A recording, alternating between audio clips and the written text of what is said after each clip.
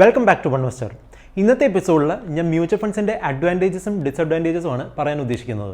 ഇതേ ടോപ്പിക് ഞാൻ previously cover ചെയ്തിട്ടുണ്ടായിരുന്നു. പക്ഷേ അതിൽ ഞാൻ മ്യൂച്വൽ ഫണ്ട്സിൻ്റെ 5 അഡ്വാൻറ്റേജസ് അറൗണ്ട് ഞാൻ ഡിസ്കസ് ചെയ്തിട്ടുള്ളായിരുന്നു. പക്ഷേ ഇപ്പം ഞാൻ മ്യൂച്വൽ ഫണ്ട്സിൻ്റെ കുറച്ച് സീരീസ് ഓഫ് എപ്പിസോഡ്സ് ആണ് ചെയ്തുകൊണ്ടിരിക്കുന്നത്.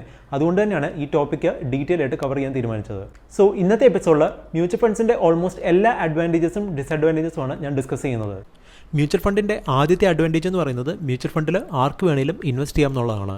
അതിപ്പം റെസിഡൻറ്റ് ഇൻഡിവിജ്വൽസ് ആയാലും ശരി, NRIs ആയാലും ശരി, FIIs ആയാലും ശരി, HNIs ആയാലും ശരി, കമ്പനീസ് ആയാലും ശരി, ട്രസ്റ്റ് ആണെങ്കിലും ശരി, അല്ലെ ഇൻസ്റ്റിറ്റ്യൂഷൻ ആണെങ്കിലും ശരി, ഇതിൽ ആർക്ക് വേണമെങ്കിലും മ്യൂച്വൽ ഫണ്ടിൽ ഇൻവെസ്റ്റ് ചെയ്യാൻ പറ്റും. പക്ഷേ ഇവർക്കെല്ലാം ഒരേപോലെ തന്നെ ഇൻവെസ്റ്റ് ചെയ്യാൻ പറ്റത്തില്ല. ഓരോ കാറ്റഗറിക്കും ഓരോ റൂൾസും ഉണ്ട്. അതനുസരിച്ച് മാത്രമേ അവർക്ക് ഇൻവെസ്റ്റ് ചെയ്യാൻ പറ്റത്തുള്ളൂ. രണ്ടാമത്തെ കാര്യം എന്ന് പറഞ്ഞാൽ നമുക്ക് ആക്ച്വലി ഒരു 500 രൂപയ്ക്ക് വേണമെങ്കിലും ഒരു മ്യൂച്വൽ ഫണ്ടിൽ ഇൻവെസ്റ്റ് ചെയ്യാൻ പറ്റും. മിക്ക പ്ലാൻസിൻ്റെയും മിനിമം ഇൻവെസ്റ്റ്മെൻറ്റ് എന്ന് പറയുന്നത് 500 രൂപയാണ്. പിന്നെ ചില സ്കീംസിനൊക്കെ ആണെങ്കിൽ 5000 ഒക്കെ കണ്ടേക്കാം. പക്ഷേ ഒരുമാതിരിപ്പെട്ട എല്ലാ സ്കീംസിനും 500 രൂപയേ ഉള്ളൂ മിനിമം ഇൻവെസ്റ്റ്മെൻറ്റ് എന്ന് പറയുന്നത്.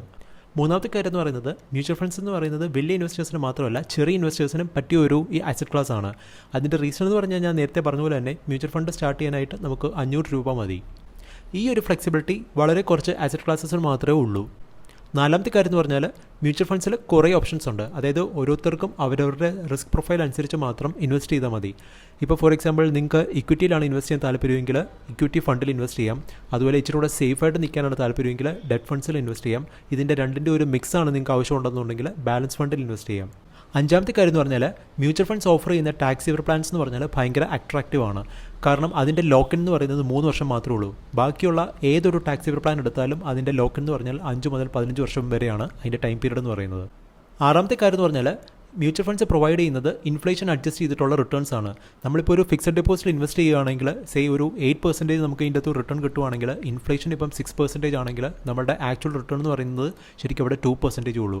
പക്ഷേ മ്യൂച്വൽ ഫണ്ടിൽ ഇൻവെസ്റ്റ് ചെയ്തിട്ട് നമുക്ക് കിട്ടുന്ന റിട്ടേൺ എന്ന് പറഞ്ഞാൽ ആ ഇൻഫ്ലേഷൻ അഡ്ജസ്റ്റ് ചെയ്തിട്ടുള്ള റിട്ടേൺ ആണ്. മ്യൂച്വൽ ഫണ്ട്സ് ഇൻഫ്ലേഷൻ അഡ്ജസ്റ്റ് ചെയ്തിട്ടുള്ള റിട്ടേൺ ആണ് തരുന്നതെന്ന് പറയാൻ കാര്യം ഈ ഇൻഫ്ലേഷൻ എന്ന് പറഞ്ഞാൽ ബേസിക്കലി പ്രൈസ് കൂടുക എന്നുള്ളതാണ് സാധനങ്ങളുടെ. സോ സാധനങ്ങളുടെ പ്രൈസ് കയറുമ്പോഴത്തേക്ക് ആ സാധനങ്ങൾ വിൽക്കുന്ന അല്ലെങ്കിൽ മാനുഫാക്ചർ ചെയ്യുന്ന കമ്പനീസിൻ്റെ റവന്യൂസും കയറും. സോ അവരുടെ റവന്യൂ കയറുമ്പോഴത്തേക്ക് അവരുടെ പ്രോഫിറ്റും കൂടും. അത് അവരുടെ സ്റ്റോക്ക് പ്രൈസിൽ റിഫ്ലക്റ്റ് ചെയ്യുകയും ചെയ്യും. അതുകൊണ്ടാണ് മ്യൂച്വൽ ഫണ്ട് അല്ലെങ്കിൽ സ്റ്റോക്ക് മാർക്കറ്റ് ഇൻഫ്ലേഷൻ അഡ്ജസ്റ്റ് ചെയ്തിട്ടുള്ള റിട്ടേൺ ആണ് പ്രൊവൈഡ് ചെയ്യുന്നതെന്ന് പറയാൻ കാര്യം. ഏഴാമത്തെ കാര്യം എന്ന് പറയുന്നത് മ്യൂച്വൽ ഫണ്ട്സ് പ്രൊഫഷണലി മാനേജ്ഡ് ആണ്. അതായത് നിങ്ങൾക്കിപ്പം മ്യൂച്വൽ ഫണ്ടിനെ പറ്റിയോ അല്ലെങ്കിൽ സ്റ്റോക്ക് മാർക്കറ്റിനെ പറ്റിയോ ഒന്നും അറിയത്തില്ലെങ്കിലും നിങ്ങൾക്ക് ആക്ച്വലി ഇൻവെസ്റ്റ് ചെയ്യാൻ പറ്റും ചെറിയൊരു ഗൈഡൻസ് ഉണ്ടെങ്കിൽ.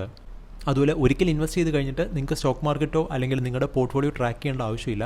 അതെല്ലാം നിങ്ങൾക്ക് വേണ്ടി നിങ്ങളുടെ ഫണ്ടിൻ്റെ മാനേജറാണ് ചെയ്യുന്നത്.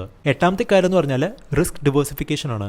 നിങ്ങളൊരു മ്യൂച്വൽ ഫണ്ടിൽ ഇൻവെസ്റ്റ് ചെയ്യുമ്പോഴത്തേക്ക് അവർ ഒരു സിംഗിൾ സ്റ്റോക്കിലോ അല്ലെങ്കിൽ ഒരു സിംഗിൾ സെക്ടറിലോ അല്ല ഇൻവെസ്റ്റ് ചെയ്യുന്നത്.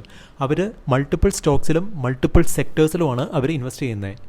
ഫോർ ഇൻസ്റ്റൻസ് നിങ്ങളിപ്പോൾ ഒരു ഡിവേഴ്സിഫൈഡ് മ്യൂച്വൽ ഫണ്ടിൻ്റെ പോർട്ട്ഫോളിയോ ചെക്ക് ചെയ്യുകയാണെങ്കിൽ നിങ്ങൾക്ക് കാണാൻ പറ്റും അവർ ബാങ്കിങ് സ്റ്റോക്സിലും റിയൽ എസ്റ്റേറ്റിലും എഞ്ചിനീയറിംഗിലും കൺസ്ട്രക്ഷനിലും FMCGയിലും ഫാർമയിലെല്ലാം പോയി ഇൻവെസ്റ്റ് ചെയ്തിട്ടുണ്ടായിരിക്കും. അതും ഈ സെക്ടേഴ്സിലെ ഒരു സ്റ്റോക്കിലല്ല ഇൻവെസ്റ്റ് ചെയ്യുന്നത്, മൾട്ടിപ്പിൾ സ്റ്റോക്സിലാണ് ഇൻവെസ്റ്റ് ചെയ്യുന്നത്. അതുകൊണ്ട് തന്നെ നിങ്ങളുടെ റിസ്ക് അവിടെ കുറയുകയാണ്. ഒമ്പതാമത്തെ കാര്യം എന്ന് പറയുന്നത് മ്യൂച്വൽ ഫണ്ട് എന്ന് പറയുന്നത് ഭയങ്കര ട്രാൻസ്പെറൻറ്റും വെൽ റെഗുലേറ്റഡുമാണ്. നമ്മളിപ്പോൾ ഒരു ബാങ്കിൽ പോയി ഫിക്സഡ് ഡെപ്പോസിറ്റ് ഇടുമ്പോഴത്തേക്ക് ആ ഫണ്ട് എങ്ങോട്ടാണ് പോകുന്നതെന്ന് നമുക്കറിയാൻ പറ്റത്തില്ല. പക്ഷേ മ്യൂച്വൽ ഫണ്ടിൽ ഇടുന്ന പൈസ എന്ന് പറയുന്നത് അത് എവിടെ ഇൻവെസ്റ്റ് ചെയ്തിരിക്കുന്നത് എന്നുള്ളത് നമുക്ക് അവരുടെ പോർട്ട്ഫോളിയോയും അവരുടെ ഓഫർ ഡോക്യുമെൻറ്റും ചെക്ക് ചെയ്യുമ്പോൾ നമുക്ക് കാണാൻ പറ്റും. അതുപോലെ മ്യൂച്വൽ ഫണ്ട് എന്ന് പറയുന്നത് വെൽ റെഗുലേറ്റഡുമാണ്. അതിൻ്റെ അകത്തൊരു ഫ്രോഡ് നടക്കാനുള്ള ചാൻസും കുറവാണ്. പത്താമത്തെ കാര്യം എന്ന് പറഞ്ഞാൽ ഒരു മ്യൂച്വൽ ഫണ്ട് വാങ്ങിക്കാനും വിൽക്കാനും ട്രാക്ക് ചെയ്യാനും ഭയങ്കര ഈസിയാണ്.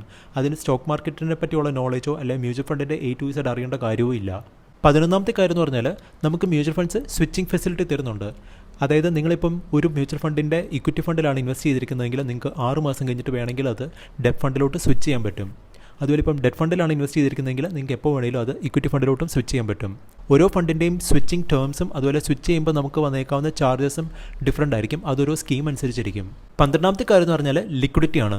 നമ്മളൊരു ഫണ്ടിൽ ഇൻവെസ്റ്റ് ചെയ്ത് കഴിഞ്ഞാൽ പിന്നെ നമുക്ക് എപ്പോൾ വേണമെങ്കിലും അത് വിഡ്രോ ചെയ്യാൻ പറ്റും. പക്ഷേ വിഡ്രോ ചെയ്യുമ്പോൾ ആപ്ലിക്കബിൾ ആയിട്ടുള്ള ചാർജസ് എന്ന് പറയുന്നത് അത് ഡിപ്പെൻഡ് ചെയ്തിരിക്കും. അത് നമ്മൾ എത്ര നാളൊരു ഫണ്ടിൽ ഇൻവെസ്റ്റ് ആയിട്ടിട്ടുണ്ട്, അത് ഏത് ടൈപ്പ് ഓഫ് ഫണ്ടാണ്, അതൊക്കെ ഡിപ്പെൻഡ് ചെയ്തിരിക്കും അതിൻ്റെ ചാർജസ് എന്ന് പറയുന്നത്. പക്ഷേ യൂഷ്വലി നമ്മളൊരു ഫണ്ടിൽ ഇൻവെസ്റ്റ് ചെയ്തിട്ട് 1 വർഷം കഴിഞ്ഞിട്ടാണ് നമ്മൾ അത് ലിക്വിഡേറ്റ് ചെയ്യുന്നതെന്നുണ്ടെങ്കിൽ ചാർജസ് ഒന്നും വരാൻ ചാൻസ് ഇല്ല. 13ാമത്തെ കാര്യം എന്ന് പറഞ്ഞാൽ മ്യൂച്വൽ ഫണ്ട് എന്ന് പറയുന്നത് ടോട്ടലി പേപ്പർലെസ് ആണ്. നിങ്ങൾക്ക് ബൈ ചെയ്യണമെങ്കിലും സെല് ചെയ്യണമെങ്കിലും സ്വിച്ച് ചെയ്യണമെങ്കിലും എല്ലാം വീട്ടിൽ ഇരുന്ന് തന്നെ ചെയ്യാൻ പറ്റും. 14ാമത്തെ കാര്യം എന്ന് പറഞ്ഞാൽ ഈ മ്യൂച്വൽ ഫണ്ട് എന്ന് പറയുന്നത് സാധാരണക്കാർക്ക് ഇക്വിറ്റി എന്ന് പറയുന്ന ഈ അസറ്റ് ക്ലാസ് അഫോർഡബിൾ ആക്കുകയാണ് ചെയ്യുന്നത്. ഫോർ എക്സാമ്പിൾ, നിങ്ങൾക്ക് ഇപ്പം ഐഷർ മോട്ടോഴ്സിൻ്റെയോ MRFൻ്റെയോ സ്റ്റോക്ക് വാങ്ങിക്കണമെന്നുണ്ടെങ്കിൽ 20,000 രൂപയോ 50,000 രൂപയോ ആവശ്യം വരും.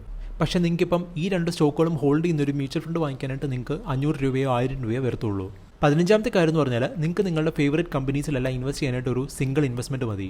ഫോർ എക്സാമ്പിൾ, നിങ്ങൾക്കിപ്പം MRFൻ്റെയും ഐഷർ മോട്ടോഴ്സിൻ്റെയും പേജ് ഇൻഡസ്ട്രീസിൻ്റെ ഒരു സിംഗിൾ സ്റ്റോക്ക് വീതം വാങ്ങിക്കണമെന്നുണ്ടെങ്കിൽ ഓൾമോസ്റ്റ് 1 ലക്ഷം രൂപ ആവശ്യം വരും.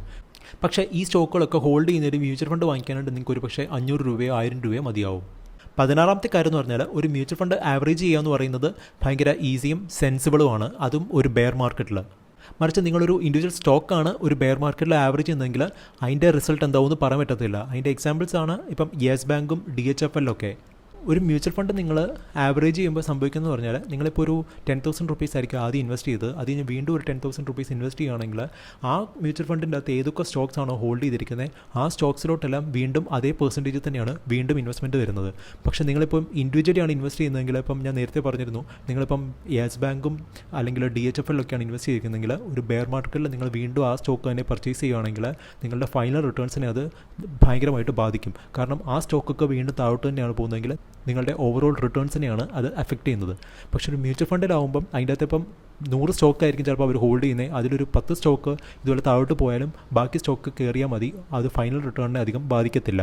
17ാമത്തെ കാര്യം എന്ന് പറഞ്ഞാൽ മ്യൂച്വൽ ഫണ്ടിൽ നമുക്ക് സ്പെസിഫിക് കാറ്റഗറി ഓഫ് സ്റ്റോക്സിൽ നമുക്ക് വേണമെങ്കിൽ ഇൻവെസ്റ്റ് ചെയ്യാൻ പറ്റും. ഫോർ എക്സാമ്പിൾ, മ്യൂച്വൽ ഫണ്ടിൽ മിഡ് ക്യാപ് ഫണ്ട്സുകളുണ്ട്, അതുപോലെ സ്മോൾ ക്യാപ് ഫണ്ട്സുകളുണ്ട്, അതുപോലെ സെക്ടർ ബേസ് ചെയ്തുള്ള ഫണ്ട്സും ഉണ്ട്. സോ നല്ല റിസ്ക് എടുക്കാൻ താല്പര്യമുള്ള ഒരാളാണെങ്കിൽ അയാൾക്ക് വേണമെങ്കിൽ മിഡ് ക്യാപ് ഫണ്ടിലോ സ്മോൾ ക്യാപ് ഫണ്ടിലോ പോയി ഇൻവെസ്റ്റ് ചെയ്യാൻ പറ്റും. അതുപോലെ ഒരാൾക്ക് ഇപ്പോൾ തോന്നുകയാണ് ഫാർമ സെക്ടറാണ് ഇനിയും അടുത്ത 10 വർഷത്തേക്ക് നല്ല റിട്ടേൺസ് തരാൻ പോകുന്നതെന്ന് വിചാരിച്ചാൽ അയാൾക്ക് ആ ഫാർമ ബേസ് ചെയ്തുള്ള മ്യൂച്വൽ ഫണ്ടിൽ ഇൻവെസ്റ്റ് ചെയ്യാൻ പറ്റും.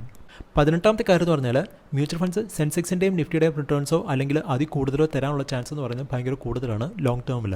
19ാമത്തെ കാര്യം എന്ന് പറഞ്ഞാൽ നിങ്ങൾ മ്യൂച്വൽ ഫണ്ട്സിൽ ഇൻവെസ്റ്റ് ചെയ്യുമ്പോഴത്തേക്ക് നിങ്ങളുടെ ഫോക്കസ് റിട്ടേൺസിലായിരിക്കും. നിങ്ങളിപ്പോൾ ഡയറക്റ്റ് ഇക്വിറ്റിയിൽ ഇൻവെസ്റ്റ് ചെയ്യുമ്പോഴത്തേക്ക് നിങ്ങൾ മൾട്ടി ബാഗേഴ്സിൻ്റെ പുറകെ പോകാനാണ് ചാൻസ് കൂടുതൽ.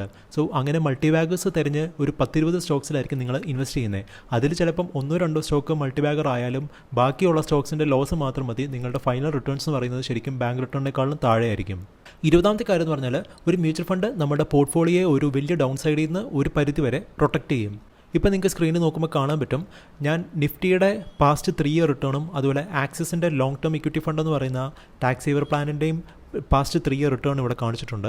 അതുകൂടാതെ കുറച്ച് സ്റ്റോക്സ് ഞാൻ സെലക്ട് ചെയ്തിട്ടുണ്ട്, അതിൻ്റെയും 3 ഇയർ റിട്ടേൺസ് നിങ്ങൾക്ക് സ്ക്രീനിൽ നോക്കുമ്പോൾ കാണാൻ പറ്റും.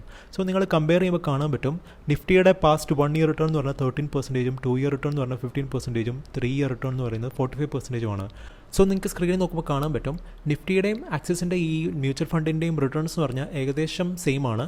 പക്ഷേ ഇൻഡിവിജ്വൽ സ്റ്റോക്കിൻ്റെ റിട്ടേണായിട്ട് കമ്പയർ ചെയ്യുമ്പോഴത്തേക്ക് ഭയങ്കര ഡിഫറൻസ് ആണ്. ഇനി നിങ്ങൾ ഇൻഡിവിജ്വൽ സ്റ്റോക്കിൻ്റെ റിട്ടേൺ നോക്കുകയാണെങ്കിൽ ഇപ്പം HDFC ബാങ്കിൻ്റെ റിട്ടേൺ നോക്കുകയാണെങ്കിൽ 3 ഇയർ റിട്ടേൺ എന്ന് പറയുന്നത് 100% ആണ്.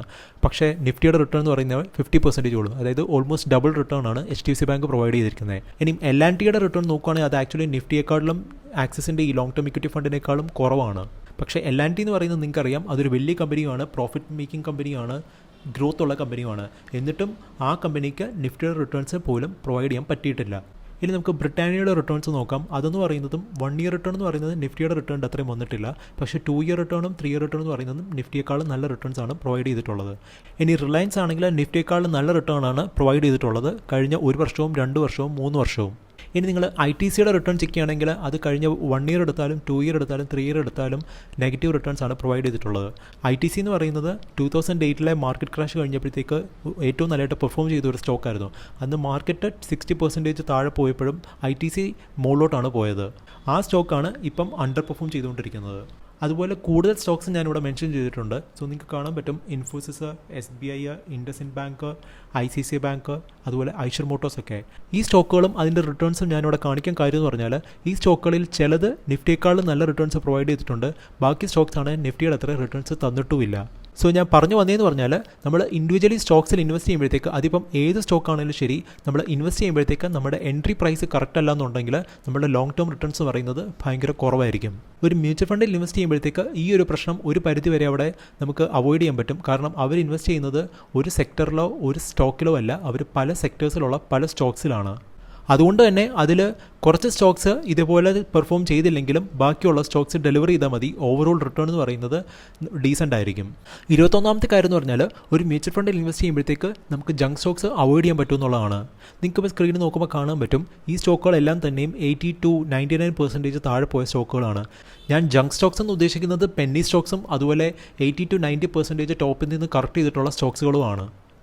പക്ഷേ ഈ സ്റ്റോക്കുകളിൽ പലതും ഒരു കാലത്ത് ബ്ലൂ ചിപ്പ് കമ്പനിയോ അല്ലെങ്കിൽ നല്ല റിട്ടേൺസ് പ്രൊവൈഡ് ചെയ്തിട്ടുള്ള ഒരു കമ്പനിയോ ആയിരുന്നു.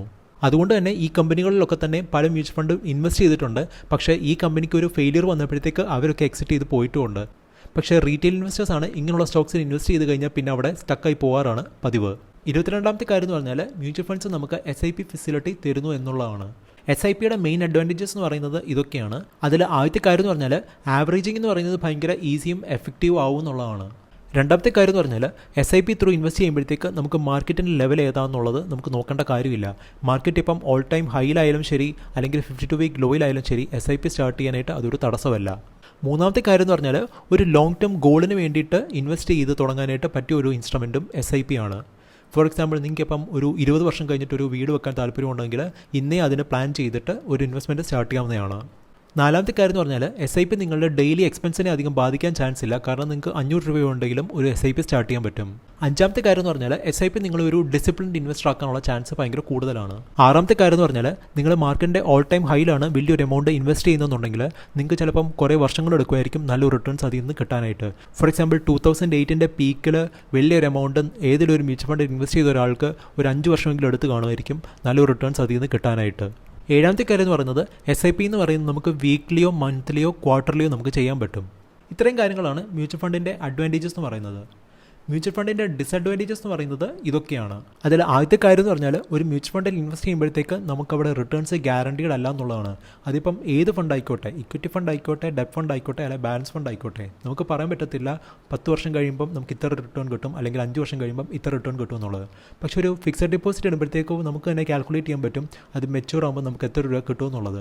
ആ ഒരു കാൽക്കുലേഷൻ മ്യൂച്വൽ ഫണ്ടിൽ പോസിബിൾ അല്ല. കാരണം മ്യൂച്വൽ ഫണ്ടിൻ്റെ റിട്ടേൺ എന്ന് പറയുന്നത് സ്റ്റോക്ക് മാർക്കറ്റിനെയും ഇൻട്രസ്റ്റ് റേറ്റിനെയും അതുപോലെ എക്കോണമിയും ഒക്കെ ഡിപ്പെൻഡ് ചെയ്തിരിക്കും. രണ്ടാമത്തെ കാര്യം എന്ന് പറഞ്ഞാൽ മ്യൂച്വൽ ഫണ്ട്സിൻ്റെ ചാർജസ് ആണ്. ഞാൻ എൻ്റെ പ്രീവിയസ് എപ്പിസോഡിൽ അത് പറഞ്ഞിട്ടുണ്ടായിരുന്നു. മ്യൂച്വൽ ഫണ്ട് എന്ന് പറയുന്നത് ഒരു ഫ്രീ പ്രോഡക്റ്റ് ഒന്നുമല്ല. നമ്മൾ ഇൻവെസ്റ്റ് ചെയ്യുമ്പോഴത്തേക്ക് അവർ നമ്മളെ ആനുവലി ഇത്ര % ചാർജ് ചെയ്യും ആ ഫണ്ട് മാനേജ് ചെയ്യാനായിട്ട്. സോ ഇപ്പം നമ്മളൊരു മ്യൂച്വൽ ഫണ്ടിൽ ഇൻവെസ്റ്റ് ചെയ്തിട്ട് 5 വർഷത്തേക്ക് ആ ഫണ്ടിന് റിട്ടേൺ ഒന്നും ഇല്ലെങ്കിലും നമുക്ക് ആക്ച്വലി അവിടെ ഒരു കോസ്റ്റ് ഉണ്ട്. അവർ ആനുവലി ആ ഫണ്ടിൻ്റെ ഇത്ര % അവരുടെ ചാർജസ് ആയിട്ട് നമ്മളെ ചാർജ് ചെയ്യും. മൂന്നാമത്തെ കാര്യം എന്ന് പറഞ്ഞാൽ ഒരു മ്യൂച്വൽ ഫണ്ടിൽ ഇൻവെസ്റ്റ് ചെയ്യുമ്പോഴത്തേക്ക് നമ്മളുടെ ക്യാപിറ്റലിന് ഒരു ഗ്യാരണ്ടി ഇല്ല എന്നുള്ളതാണ്. പക്ഷേ നമ്മളൊരു ഫിക്സഡ് ഡെപ്പോസിറ്റിലാണ് ഇൻവെസ്റ്റ് ചെയ്യുന്നുണ്ടെങ്കിൽ നമ്മളിപ്പം 1 ലക്ഷം രൂപ ഇൻവെസ്റ്റ് ചെയ്താൽ നമുക്കറിയാം ആ 1 ലക്ഷത്തിൽ താഴെ ഒരു എമൗണ്ട് നമുക്ക് ഒരിക്കലും കിട്ടത്തില്ല എന്ന്. പക്ഷേ മ്യൂച്വൽ ഫണ്ടിലാണെങ്കിൽ നമ്മൾ ഇന്ന് 1 ലക്ഷം രൂപ ഇൻവെസ്റ്റ് ചെയ്തിട്ട് നാളെ ഇത് വിഡ്രോ ചെയ്യുവാണെങ്കിൽ ആ 1 ലക്ഷത്തിന് പോലും ഗ്യാരണ്ടി ഇല്ല. നാലാമത്തെ കാര്യം എന്ന് പറഞ്ഞാൽ ഒരു മ്യൂച്വൽ ഫണ്ടിൻ്റെ പോർട്ട്ഫോളിയോ നമുക്ക് ഒരു രീതിയിലും കൺട്രോൾ ചെയ്യാൻ പറ്റത്തില്ല. ഒരു ഫണ്ട് ഏതൊക്കെ സ്റ്റോക്കാണ് വാങ്ങിക്കേണ്ടതെന്നും വിൽക്കേണ്ടതെന്നും തീരുമാനിക്കുന്നത് ആ ഫണ്ടിൻ്റെ മാനേജറാണ്. അതുകൊണ്ട് തന്നെ ഒരു ഫണ്ട് മാനേജർ വാങ്ങിക്കുന്ന സ്റ്റോക്ക് നമുക്ക് താല്പര്യമില്ല എന്നുണ്ടെങ്കിൽ നമുക്ക് ആ സ്റ്റോക്കിൽ നിന്ന് എക്സിറ്റ് ചെയ്യാൻ ഒക്കത്തില്ല. നമുക്കപ്പോൾ ഉള്ള ഒരേ ഓപ്ഷൻ എന്ന് പറഞ്ഞാൽ ആ ഫണ്ടിൽ നിന്ന് എക്സിറ്റ് ചെയ്തിട്ട് വേറൊരു ഫണ്ടിലോട്ട് സ്വിച്ച് ചെയ്യുക എന്നുള്ളത് മാത്രമാണ്. അഞ്ചാമത്തെ കാര്യം എന്ന് പറഞ്ഞാൽ ഇന്നത്തെ കാലത്ത് ഒരു നല്ല മ്യൂച്വൽ ഫണ്ട് സെലക്ട് ചെയ്യുക എന്ന് പറയുന്നത് നല്ലൊരു സ്റ്റോക്ക് സെലക്ട് ചെയ്യുന്നതിനേക്കാൾ ഭയങ്കര ബുദ്ധിമുട്ടാണ്. കാരണം hundreds of thousands of schemes ആണ് ഉള്ളത്. ആറാമത്തെ കാര്യം എന്ന് പറഞ്ഞാൽ ഒരു മ്യൂച്വൽ ഫണ്ടിൽ നിന്ന് ഒരിക്കലും ഒരു മൾട്ടി ബാഗ് റിട്ടേൺസ് നമുക്ക് പ്രതീക്ഷിക്കാൻ പറ്റത്തില്ല. അതായത് ഷോർട്ട് പീരീഡിൽ വലിയൊരു റിട്ടേൺസ് പ്രൊവൈഡ് ചെയ്യുമെന്ന് നമുക്ക് പറയാൻ പറ്റത്തില്ല. ഏഴാമത്തെ കാര്യം എന്ന് പറഞ്ഞാൽ ഒരു മ്യൂച്വൽ ഫണ്ടും ഒരു സ്റ്റോക്ക് ഫോർ ഹോൾഡ് ചെയ്യത്തില്ല. അതിൻ്റെ ഫണ്ട് മാനേജറിന് എപ്പോൾ അത് വിൽക്കാൻ തോന്നുന്നു അപ്പോൾ അവരത് വിൽക്കും. സോ നമുക്ക് താല്പര്യമുള്ള കുറച്ച് സ്റ്റോക്സ് ആണ് ഒരു മ്യൂച്വൽ ഫണ്ട് ഹോൾഡ് ചെയ്യുന്നതെങ്കിൽ നമുക്ക് പറയാൻ പറ്റത്തില്ല അവരത് എപ്പോൾ വിൽക്കും എന്നുള്ളത്. സോ നമുക്ക് ആ സ്റ്റോക്കിൽ തന്നെയാണ് വീണ്ടും ഇൻവെസ്റ്റ് ചെയ്യുന്നുണ്ടെങ്കിൽ നമ്മൾ ആ സ്റ്റോക്ക് ഏത് മ്യൂച്വൽ ഫണ്ടിലാണ് വേറെ ഹോൾഡ് ചെയ്യുന്നത് ആ ഫണ്ട് പോയി വാങ്ങിക്കേണ്ടി വരും. എട്ടാമത്തെ കാര്യം എന്ന് പറഞ്ഞാൽ ഈ ഫണ്ട് മാനേജേഴ്സ് എന്ന് പറയുന്നത് ആക്ച്വലി എക്സ്പേർട്സ് അല്ല. അവർക്കും തെറ്റുപറ്റാം. അവർക്കുള്ള ഏക അഡ്വാൻറ്റേജ് എന്ന് പറയുന്നത് അവർ ഇൻവെസ്റ്റ് ചെയ്യുമ്പം കുറച്ചും കൂടെ ഡിസിപ്ലിൻഡ് ആയിരിക്കും. അല്ലായിരുന്നെങ്കിൽ പിന്നെ ഈ ഫണ്ട് മാനേജേഴ്സ് ആരും DHFLോ യെസ് ബാങ്കിലോ പോയി ഇൻവെസ്റ്റ് ചെയ്യത്തില്ലായിരുന്നു. ഒമ്പതാമത്തെ കാര്യം എന്ന് പറഞ്ഞാൽ ഇന്ത്യയിലെ ടോപ്പ് മ്യൂച്വൽ ഫണ്ട്സ് എല്ലാം ലോങ് ടേമിൽ സെൻസെക്സിൻ്റെയും നിഫ്റ്റിയുടെയും റിട്ടേൺസിനേക്കാളും ബെറ്റർ റിട്ടേൺസ് ആണ് പ്രൊവൈഡ് ചെയ്തിട്ടുള്ളത്. പക്ഷേ അവർക്കത് ഫോർ എവർ അങ്ങനെ തരാൻ പറ്റത്തില്ല. കാരണം ലോങ് ടേമിൽ ഇൻഡെക്സിനെ ബീറ്റ് ചെയ്യുക എന്ന് പറയുന്നത് അത്ര ഈസി അല്ല. പത്താമത്തെ കാര്യം എന്ന് പറഞ്ഞാൽ മ്യൂച്വൽ ഫണ്ട്സ് ഒരിക്കലും സെല്ലെന്ന് പറയത്തില്ല. അവരെപ്പോഴും ബൈ എന്നോ അല്ലെങ്കിൽ സിറ്റ് ആയിട്ടെന്നോ അല്ലെങ്കിൽ ലോങ് ടേമിൽ ഹോൾഡ് ചെയ്യാനേ പറയത്തുള്ളൂ. എപ്പോൾ വിൽക്കണം എന്നുള്ളത് അവർ പറയത്തില്ല. പക്ഷേ സ്റ്റോക്ക് മാർക്കറ്റിൽ ബൈയിങ് പോലെ തന്നെ ഇമ്പോർട്ടൻ്റ് ആണ് സെല്ലിങ്ങും. എൻ്റെ അപ്കമിങ് എപ്പിസോഡിൽ മ്യൂച്വൽ ഫണ്ട്സിൻ്റെ ഡിഫറെൻറ്റ് ക്ലാസിഫിക്കേഷനെ പറ്റിയും ഡിഫറെൻറ്റ് പ്ലാൻസിനെ പറ്റിയും പറയാനാണ് ഞാൻ ഉദ്ദേശിക്കുന്നത്. ഈ എപ്പിസോഡ് നിങ്ങൾക്ക് യൂസ്ഫുൾ ആയിട്ട് തോന്നിയിട്ടുണ്ടെങ്കിൽ എൻ്റെ ചാനൽ സബ്സ്ക്രൈബ് ചെയ്യുക. So good bye until the next episode.